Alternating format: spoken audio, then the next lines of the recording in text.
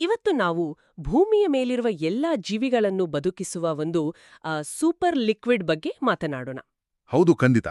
ಈ ಚರ್ಚೆ ಶುರು ಮಾಡೋ ಮುಂಚೆ ನನ್ನದೊಂದು ಕುತೂಹಲಕಾರಿ ಪ್ರಶ್ನೆ ಇದೆ. ಈಗ ಆಕಾಶದಿಂದ ನೋಡಿದಾಗ ನಮ್ಮ ಭೂಮಿ ನೀಲಿಯಾಗಿ ಕಾಣುತ್ತೆ ಅಲ್ವಾ? ಸೊ ಆ ನೀರನ್ನೆಲ್ಲ ನಾವು ಹಾಗೆ ಕುಡಿಬಹುದಾ? ಅರೆ ಇಲ್ಲ, ಸಮುದ್ರದ ನೀರು ಅಂದ್ರೆ ಅದು ಬಹಳ ಉಪ್ಪುಪ್ಪಾಗಿರುತ್ತಲ್ವಾ? ಕರೆಕ್ಟ್. ಅದನ್ನ ಕುಡಿಯೋಕ್ಕಾಗಲ್ಲ. ಸೊ ನಮಗೆ ಸಿಗೋ ಫ್ರೆಶ್ ವಾಟರ್ ಇದೆಯಲ್ಲ, ಅದು ಭೂಮಿ ಮೇಲಿರುವ ಒಂದು ಸಣ್ಣ ಅಪರೂಪದ ನಿಧಿ ಇದ್ದ ಹಾಗೆ. ನಮ್ಮ ದಿನನಿತ್ಯದ ಬದುಕಿಗೆ ಡ್ರಿಂಕಿಂಗ್ ವಾಟರ್ ಎಷ್ಟು ಮುಖ್ಯ ಅಂತ ನಮಗೆಲ್ಲ ಗೊತ್ತೇ ಇದೆ. ನಿಜ. ಅಂದ್ರೆ ಈಗ ಫೋನ್ ಚಾರ್ಜ್ ಮಾಡೋ ಹಾಗೆ ನಮ್ಮ ದೇಹ ಮತ್ತು ಮೆದುಳು ಚುರುಕಾಗಿರಲು ನೀರು ಬೇಕೇ ಬೇಕು.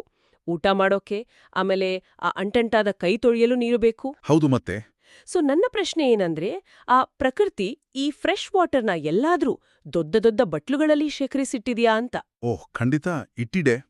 ಆಕಾಶದಿಂದ ಬರುವ ರೈನ್ ವಾಟರ್ ಇದೆಯಲ್ಲ, ಅದು ನಮ್ಮ ಭೂಮಿಯ ನೀರಿನ ಟ್ಯಾಂಕ್ ತುಂಬಿಸುವ ಅತೀ ಮುಖ್ಯ ಮೂಲ ಅಂತ ಹೇಳಬಹುದು. ಅಂದ್ರೆ ಮಳೆಗಾಲದಲ್ಲಿ ದೊಡ್ಡ ದೊಡ್ಡ ಕೆರೆಗಳು ತುಂಬುತ್ತವಲ್ಲ ಹಾಗೆ? ಹೌದು. ಕಾಡಿನಲ್ಲಿ ಆನೆಗಳು, ಬೇರೆ ಪ್ರಾಣಿಗಳು ನೀರು ಕುಡಿಯಲು ನದಿಗಳು ಮತ್ತೆ ಕೆರೆಗಳು ಇರ್ತವೆ. ಹಾಗೆ ನಮ್ಮ ಸುತ್ತಮುತ್ತ ಕಪ್ಪೆಗಳು ಮತ್ತೆ ಆ ಸುಂದರವಾದ ಕಮಲದ ಹೂವುಗಳು ವಾಸಿಸುವ ಪುಟ್ಟ ಪಾಂಡ್ಸ್ ಕೂಡ ಇರ್ತವೆ. ಅರೆ ವಾ, ಕೇಳೋಕೆಷ್ಟು ಚೆನ್ನಾಗಿದೆ ಅಲ್ವಾ? ಈ ಕಣ್ಣಿಗೆ ಕಾಣುವ ನೀರಿನ ಜೊತೆಗೆ ನಮ್ಮ ಕಾಲ ಕೆಳಗೆ ಒಂದು ದೊಡ್ಡ ರಹಸ್ಯ ಜಗತ್ತೇ ಇದೆ ಅಂತ ನಾನು ಕೇಳಿದ್ದೀನಿ. ಹೌದು, ಆ ರಹಸ್ಯ ಜಗತ್ತೇ ನಮ್ಮ ಅಂತರ್ಜಲ. ಈಗ ಮರಳಿನ ಮೇಲೆ ನಾವು ನೀರು ಹಾಕಿದಾಗ ಅದು ಒಳಗೆ ಹೀರಲ್ಪಡುತ್ತಲ್ವಾ? ಅದು ನಾವು ಇನ್ಫಿಲ್ಟ್ರೇಷನ್ ಅಂತ ಕರಿತೇವೆ. ಕರೆಕ್ಟ್. ಮಳೆ ಬಂದಾಗ ನಮ್ಮ ಮಣ್ಣು ಒಂದು ಜಯಂಟ್ ಸ್ಪಂಜ್ ತರ ನೀರನ್ನು ಹೀರ್ಕೊಳ್ತದೆ ಅಲ್ವಾ?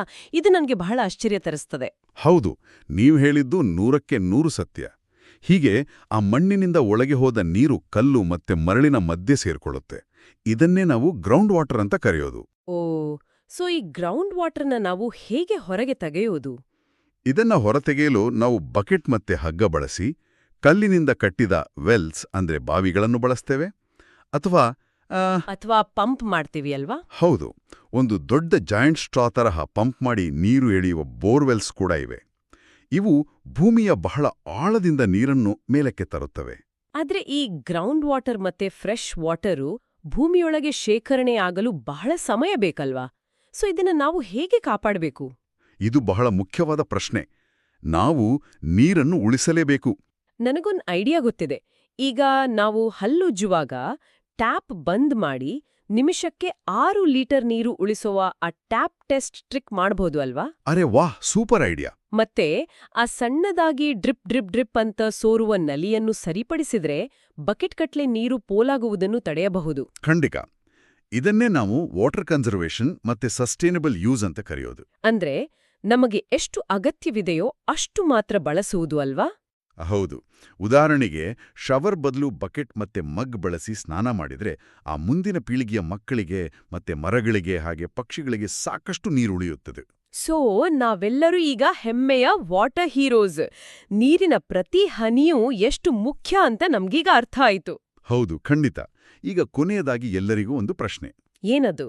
ನಾಳೆ ನಿಮ್ಮ ಶಾಲೆಯ ಛಾವಣಿಯ ಮೇಲೆ ಬೀಳುವ ಒಂದು ಹನಿ ರೈನ್ ವಾಟರ್ ಅಲ್ಲಿಂದ ಮುಂದೆ ಎಲ್ಲಿಗೆ ಪ್ರಯಾಣ ಮಾಡಬಹುದು ಅಂತ ಸ್ವಲ್ಪ ಯೋಚನೆ ಮಾಡಿ. ಓ, ಅಂದ್ರೆ ಅದು ಭೂಮಿಯೊಳಗೆ ಹೋಗಿ ಗ್ರೌಂಡ್ ವಾಟರ್ ಆಗುತ್ತದೆಯೋ ಅಥವಾ ಹರಿದು ಹೋಗಿ ನದಿಯನ್ನು ಸೇರುತ್ತದೆಯೋ ಅಂತ? ಕರೆಕ್ಟ್. ಈ ಬಗ್ಗೆ ಎಲ್ಲರೂ ಯೋಚಿಸ್ತೀರಿ.